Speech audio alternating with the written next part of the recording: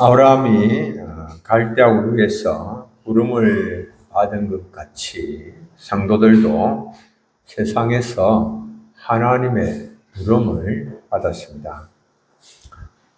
아브라함은 고향과 친척과 아버지의 집을 떠나서 하나님께서 보여줄 땅으로 가라고 하는 명령을 받았습니다. 우리는 큰 성, 바벨론 장망성이죠. 바벨론에서 나오라고 하는 하나님의 부름, 명령을 받았습니다. 하나님은 우리를 세상의 죄에 참여하지 말고 그들이 받을 재앙에 참여하지 말라라고 말씀을 하십니다. 요한계시록 18장 4절은 이렇게 말씀합니다. 또 내가 들으니 하늘로부터 다른 음성이 나서 이르되 내 백성아 거기서 나와 그의 죄에 참여하지 말고 그가 받을 재앙을 받지 말라.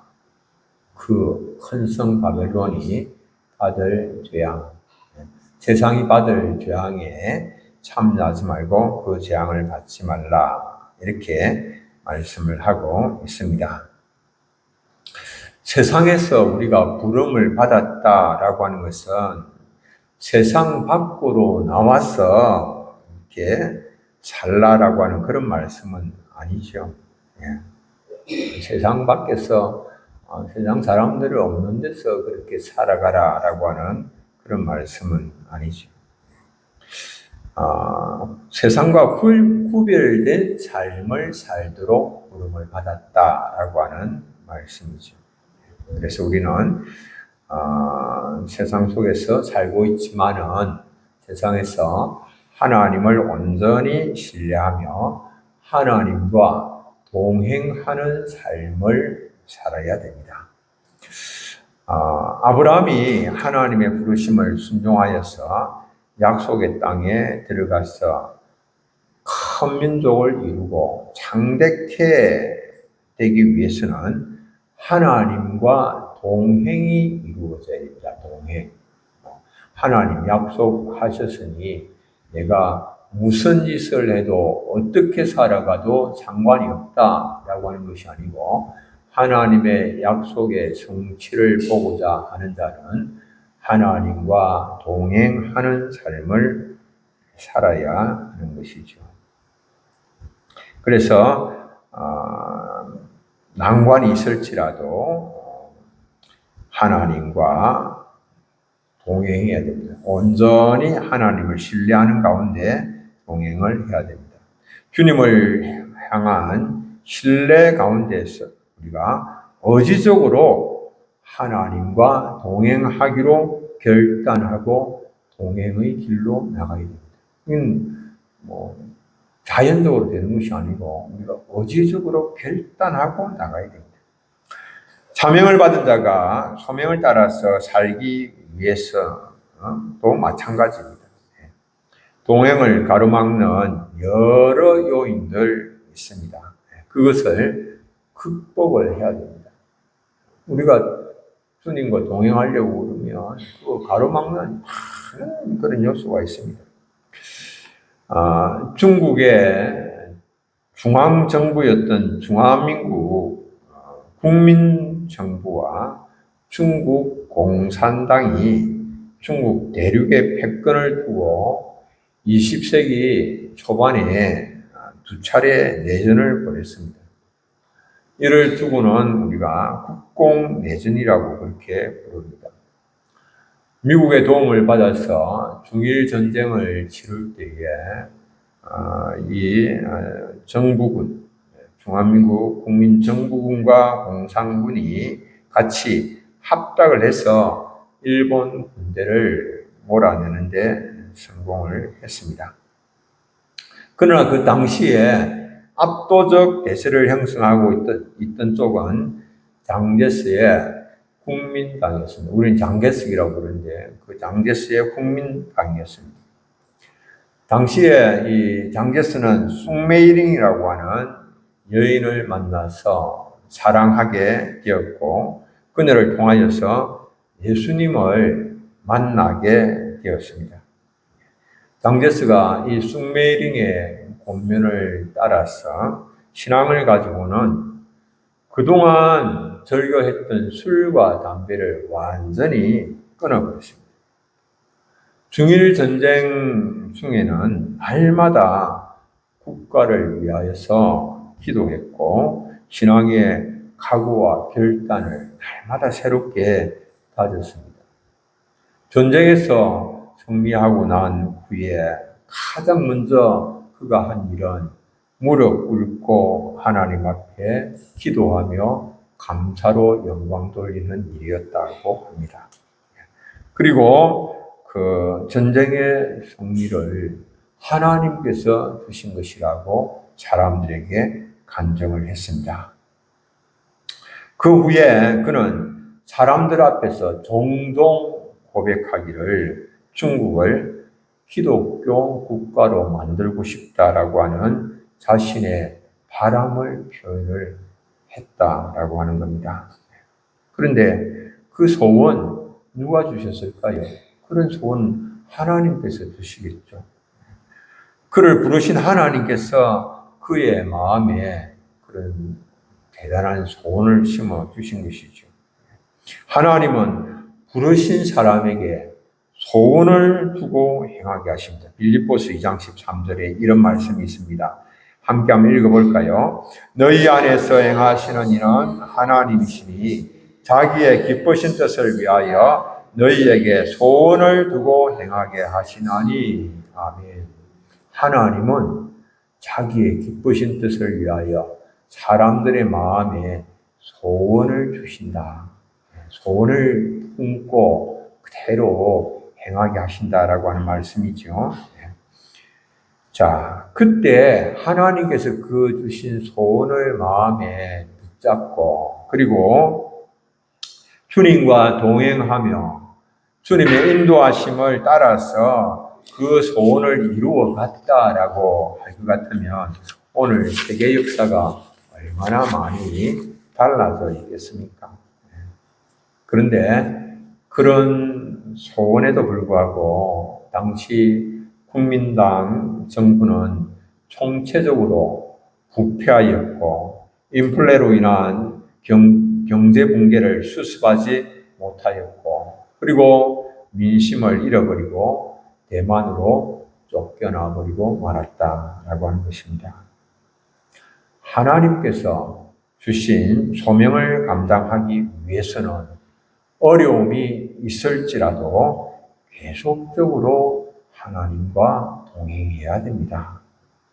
하나님께 묻고 또 하나님의 인도하심을 받아야 됩니다. 소명을 감당하기 위해서는 하나님 주신 소원을 이루기 위해서는 그렇습니다. 하나님과의 동행은 하나님의 말씀을 따라가는 것입니다. 아브라함의 하나님과의 동행은 그가 75살에 하란을 떠날 때에 시작이 되었습니다. 말씀을 따라서 떠날 때에 시작되는 겁니다. 알고 있음에도 불구하고 말씀을 들었음에도 불구하고 그가 행하지 아니하면 행동하지 아니하면 아무런 유익이 없는 것이죠. 우리가 하나님과의 동행하는 우리의 평생이 되기 위해서는 꼭 기억해야 할 일들이 있습니다. 첫째는 하나님과의 동행은 우리의 삶의 현장에서 이루어져야 된다라고 하는 사실입니다. 세상에서 나와서 어디 딴 나라에서 하는 것이 아니고 내가 지금 살고 있는 그 삶의 현장에서 정말 동행하기 힘든 여러 그런 어려움들이 많은 그 현장에서 하나님과 동행이 이루어져야 된다라고 하는 것입니다. 하나님께서 이끌어 들이시는 그 땅, 가나안 땅에 들어간다고 해서 그 땅에 들어가면 정말 아무런 어려움도 없고 분쟁도 없고 갈등도 없고 유혹도 없고 낙원에 들어갈 것이다. 아니요. 그건 그렇게 생각하면 착각입니다. 풍요와 행복이 기다리고 있는 낙원이라고 생각하면 오산입니다. 그 땅에는 지금 누가 거주하고 있을까요? 가나안 땅이니까 가나안 거민들이 거주하고 있는 것입니다. 가나안 거민들은 누굽니까?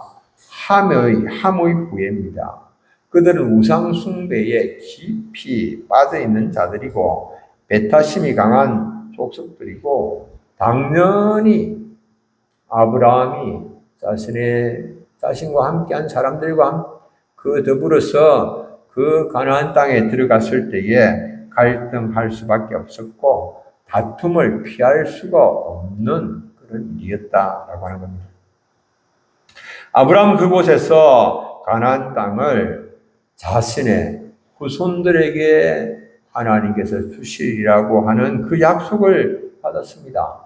그리고 그곳에서 제단을 쌓고 여호와의 이름을 불렀습니다. 어디에서?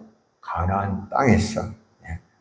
여호와의 이름을 불렀다라고 하는 것은 무엇을 말합니까? 그것은 찬송과 기도로 하나님께 예배한 것을 뜻합니다. 아브라함이 예배한 곳, 그곳이 어디였는가? 성경에 보면은 서쪽으로는 베델과 동쪽으로는 아이 사이에 있는 곳이었습니다. 서쪽으로 베델, 동쪽으로 아이 사이에 있는 그곳에서 예배를 했습니다. 그곳에 장막을 치고 그리고 하나님께 제단을 쌓고 예배를 했습니다. 그 삶의 현장은 베델과 아이 사이였다라고 하는 것입니다. 베델이라고 하는 뜻은 하나님의 집이라고 하는 뜻이요. 아이라고 하는 뜻은 멸망의 더미, 황폐한 작은 산이라고 하는 그런 뜻입니다. 여러분들 삶의 현장이 바로 이런 곳입니다. 하나님의 집과 멸망의 산 사이에 있는 것입니다. 삶의 현장이. 우리의 삶의 현장이 바로 그곳입니다. 하나님의 집과 한편으로 가면 하나님의 집이요. 다른 한편으로 잘못 치우치면 멸망의 산에 이르게 되어진다라고 하는 겁니다. 우리가 하나님과 동행하는 삶을 살아야 되는데요. 이 당시 한번 보십시오. 이 우리가 살고 있는 삶의 현장이 바로 그런 곳입니다. 이 이스라엘의 우상 숭배가 아주 극심했던 때가 아합 왕 때였습니다. 바알과 아세라를 섬기고 있었는데 그 당시에 선지자가 엘리야 선지자였습니다. 엘리야 선지자가 이스라엘 백성들을 향하여서 책망을 합니다. 그들을 향하여 책망하는 내용이 나와 있는데 열왕기상 18장 21절이죠. 18장 21절에 보면 이런 말씀이 있습니다. 너희가 어느 때까지 둘 사이에서 머뭇하려느냐. 여호와가 만일 하나님이면 그를 따르고 바알이 만일 하나님이면 그를 따를지니라. 둘 사이에서 우리의 삶의 현장이 둘 사이. 여호와와 바알 사이에 우리의 삶의 현장이 있다. 그곳에서 우리가 하나님과 동행하는 삶을 살아가는 것이다 라고 하는 것입니다. 그곳에서 우리가 예배하는 것이죠. 그곳에서 많은 세상적인 유혹이 있는 그곳에서, 많은 공격이 있는 그곳에서 하나님께 예배하는 것이죠. 많은 갈등이 있는 그곳에서 하나님과 예배하며 하나님과 동행하는 삶을 사는 것이지. 이런 어려움도 하나도 없고 갈등도 없고 그냥 완전히 완벽한 그런 환경 속에서 하나님은 나와 동행하자 이렇게 말씀하시는 거 아니거든요. 그런 갈등이 있고 그런 어려움이 있고 아픔이 있고 마찰이 있고 유혹이 있고 내가 어떻게 해야 될지 내 마음 주체하기 힘든 그 삶의 현장에서 끝까지 나와 동행하자고 그렇게 하나님께서 우리를 부르신다라고 하는 사실입니다. 성도는 그러므로 삶의 현장에서 그리스도의 편지로서 생명의 향기를 드러내야 됩니다. 내가 살고 있는 바로 그곳에서 하나님께서 나를 보내신 바로 그곳에서 생명의 향기를 드러내야 됩니다. 삶의 현장에서 하나님과 동행하는 그리스도인임을 나타내 보여야 됩니다. 우리가 성도의 구별된 삶으로 하나님께 영광 돌려야 됩니다. 이번에 이제 우리가 추석 명절 연휴를 만났습니다.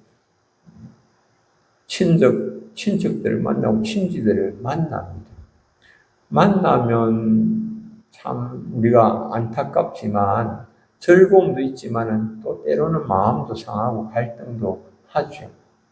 마음이 상하게 되는 이유는 뭡니까? 나를 인정하지 않고 나를 대접하지 않고 나를 무시하고 하는 그런 거 대충 아닙니까? 왜 나에게 나에 걸맞는 그런 대접 대우를 해주지 않느냐라고 하는 그런 것이지요. 그런데 우리가 그런 관계 속에서 하나님과 동행하는 사람은 자신이 손해를 보고 섬김으로 하나님과 동행함을 나타내 보여요. 내가 뭐 다 그냥 대접받고 섬김받고 내가 다 드러나고 조금 그게 채워지지 아니하면 마음에 들지 아니하면 기분 상하고 이것은 하나님과 동행하는 그런 모습이 아니죠. 이건 추석 명절 연휴에도 만나는 사람들과 함께 있을 때에 내가 하나님과 동행하는 삶을 부족하지만 그래도 힘껏 살아가는 그런 모습을 나타내 보이시는 우리 사랑하는 성도님들 다 되시길 바랍니다. 네. 두 번째, 하나님과의 동행을 위해서는 환경을 바라보지 않고 하나님의 신실하심을 바라봐야 됩니다. 환경 바라보면 다 실패하고 다 넘어집니다. 환경 바라보면. 하나님께서 인도하신 땅에서 아브라함은 무엇을 만났습니까? 심각한 기근을 만났습니다.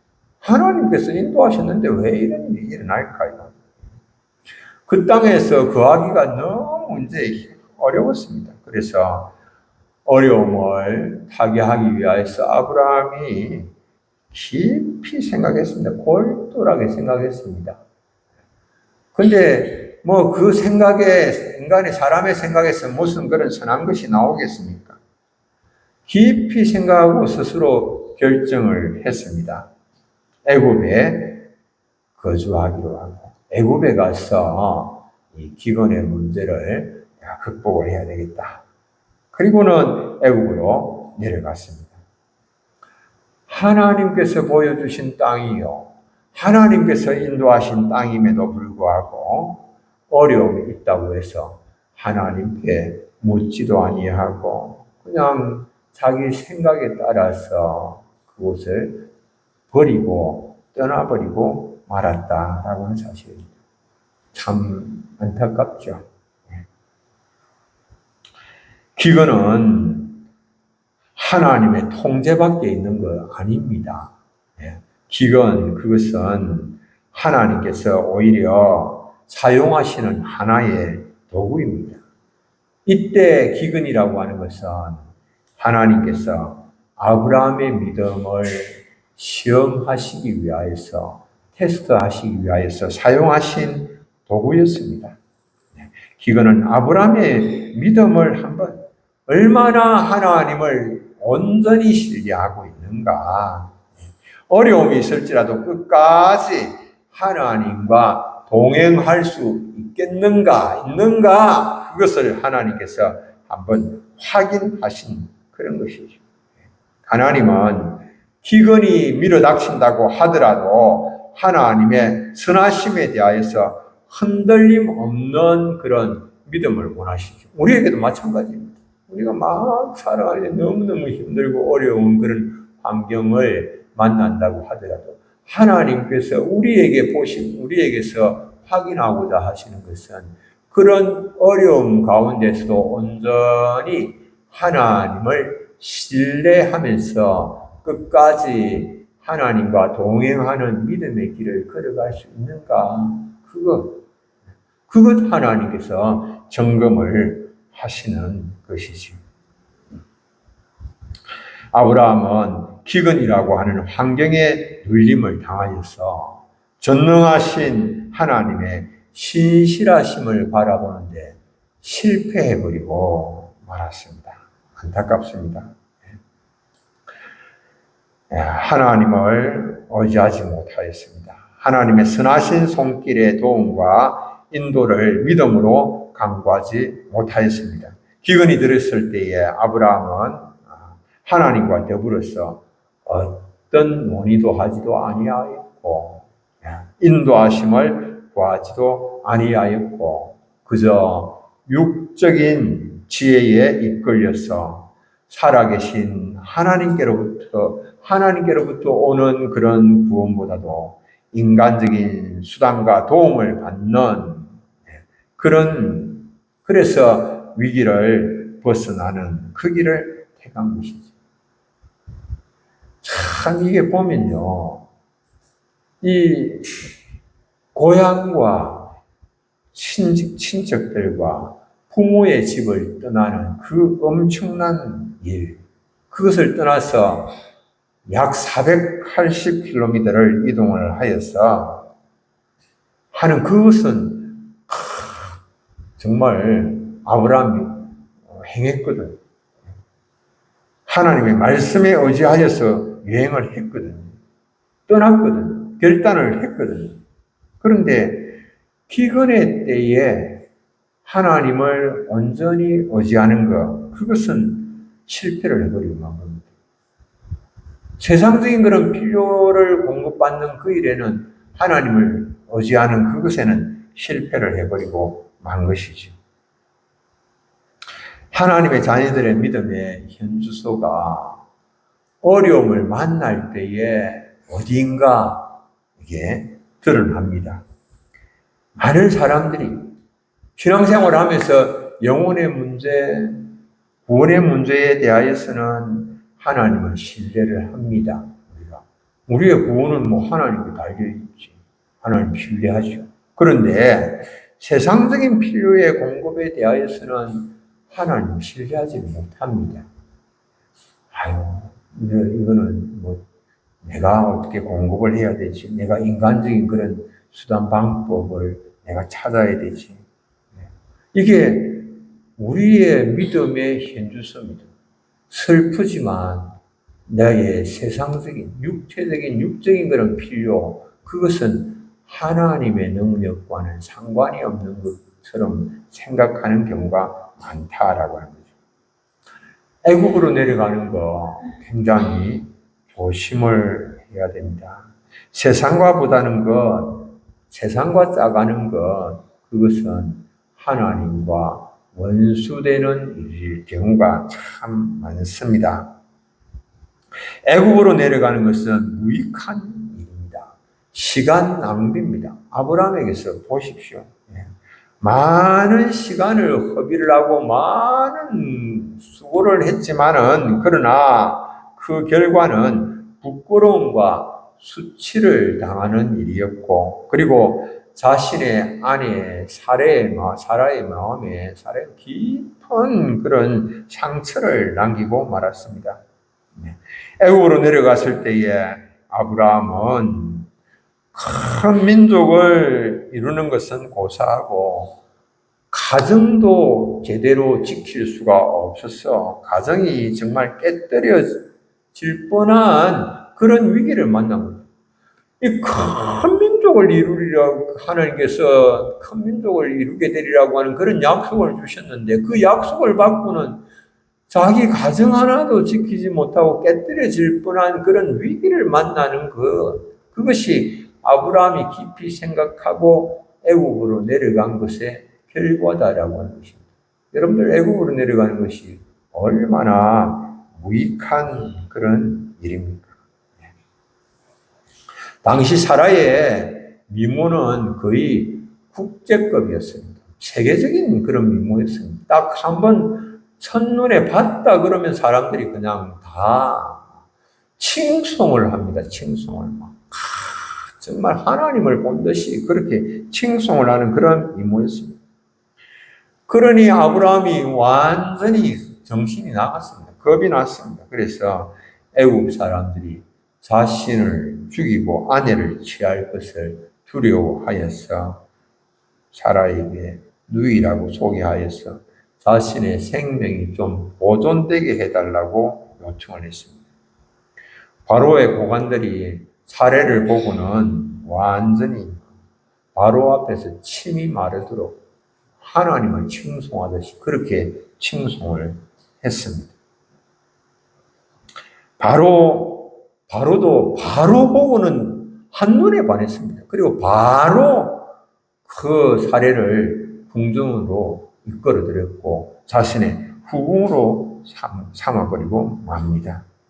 그런데 하나님께서 이 바로와 그 집에 큰 재앙을 내리심으로 그로 인하여서 다시 본래대로 하나님께서 돌이키시죠.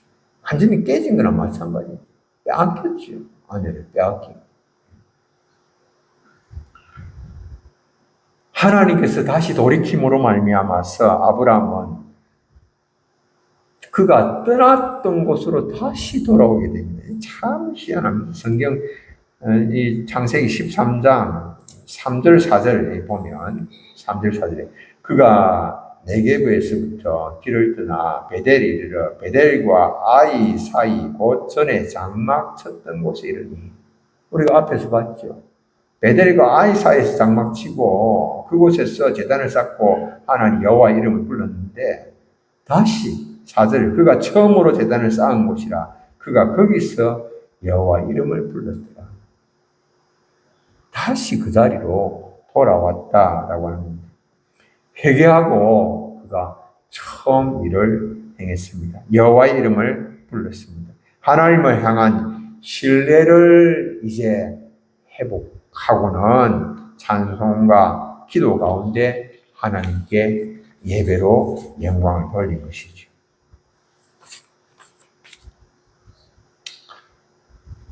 정말 이 아브라함이 하나님을 신뢰하지 못하여서 애굽으로 가서 하나님과 그 교제와 교통 밖에서 행한 모든 수고와 모든 땀 흘림 다 헛되고 무익한 것으로 판명이 되어져 버리고 말았죠. 그냥 시간 낭비만 한 것입니다.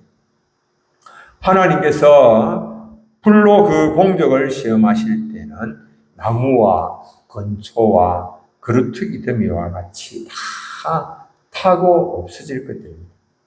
고린도전서 3장 12절 13절 우리 함께 한번 이 말씀 한번 읽겠습니다. 만일 누구든지 금이나 은이나 보석이나 나무나 풀이나 지푸로 이 터 위에 세우면 각 사람이 공적이 나타날 터인데 그 날이 공적을 밝히리니 이는 불로 나타내고 그 불이 각 사람의 공적이 어떠한 것을 시험할 것임이라.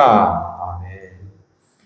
그리스도 밖에서 행한 것, 하나님의 인도함 받지 아니하고 행한 것, 내가 나름대로 많이 수고하고 애썼고 애착이 가고 그래서 내가 이거 하나 일생에 이거 하나 내가 이루었다고 막 붙잡고 싶고 자랑하고 싶은 그런 것이라고 하더라도 주님 밖에서 행한 그것은 나중에 불쏘시개밖에 안 된다. 남는 게 없고 무익한 것이다 라고 하는 겁니다. 우리는 하나님과의 동행에서 점점 자주 실패하죠. 그러나 하나님은 우리의 실패를 그냥 실패로 끝나도록 내버려 두시지는 않으십니다. 우리의 실패는 때때로 참 내가 실패한 것으로 끝이 나는 건 아니에요. 나의 실패가 이웃의 안전에도 심각한 위해가 될 수도 있습니다. 성도는 갈라진 틈을 막아서서 하나님 앞에 기도하는 자가 되어야 되죠. 하나님은 성 무너진 데를 막아서서 멸하지 못하게 할 그 강구할 사람을 찾으시죠. 에스겔 22장 30절에서는 하나님 어떤 사람을 찾으시는지 말씀하시지 않습니까? 이 땅을 위하여 성을 쌓으며 성 무너진 데를 막아서서 나로 하여금 멸하지 못하게 할 사람을 내가 그 가운데서 찾다가, 하나님께서 찾으시는 사람이죠. 하나님께서 성 무너진 데를 막아서서 하나님으로 하여금 멸하지 못하게 할 그 사람을 하나님께서 찾으시는데, 그런데 내가 하나님과 동행하면서 그 일을 감당해야 하는데 동행에 실패를 하게 될 때에 내가 방파제가 아니라 뚫린 구멍이 되어서 안전에 위협하는 그런 요소가 될 수가 있다라고 하는 사실입니다. 하나님과 동행에 실패하고 애국으로 내려간 아브라함은 자신의 밑바닥, 인격의 치부를 다 드러내고 말았습니다. 가장 가까운 사람, 가장 귀중한 사람을 큰 위험에 빠뜨리게 했고, 그리고 믿음의 사람임에도 불구하고 자기를 위하여서 자기 부인의 희생을 마다하지 아니하는 이런 모습까지 보이고 말았지요. 그러나 아브라함이 그렇게 실패를 했지만은 하나님의 계획은 결코 좌절되지 아니하였습니다. 사람이 어떻게 하더라도 하나님은 하나님의 뜻을 이루시지요. 우리의 실패에도 불구하고 하나님은 여전히 신실하시기 때문에 하신 약속들을 다 이루십니다. 하나님은 자신을 부인하실 수가 없는 분이십니다. 하나님이 어떤 분이신가 디모데후서 2장 13절에 나와 있습니다. 우리 함께 한번 읽겠습니다. 우리는 믿음이 없을지라도, 믿음이 없을지라도 주는 항상 믿으시니 자기를 부인하실 수 없으시리라. 아멘. 믿으신 하나님, 신실하신 하나님, 자기를 부인하실 수 없으신 하나님, 그래서 약속하신, 우리에게 주신 약속들을 성취하시는 하나님이시죠. 아브라함은 실패를 통해서 하나님보다도 환경에 지배당한 것에 대한 엄중한 경고를 받았습니다. 이것은 우리에게 주시는 그런 경고이기도 합니다. 기근을 바라보지 아니하고 하나님의 신실하심을 바라보며 자신을 세상으로부터 구별하는 삶을 사시는 우리 사랑하는 성도님들 다 되시기를 바랍니다. 실패한 자녀들이지만은 그러나 하나님은 무한한 인내와 자비하심 가운데에 우리를 실어버리지 아니하시는 참 좋으신 하나님, 그 하나님을 찬양하시면서 하나님과 동행하시는 우리 사랑하는 성도님들 다 되시기를 축복합니다. 우리 찬송 한 장 부르겠습니다. 찬송 420장입니다.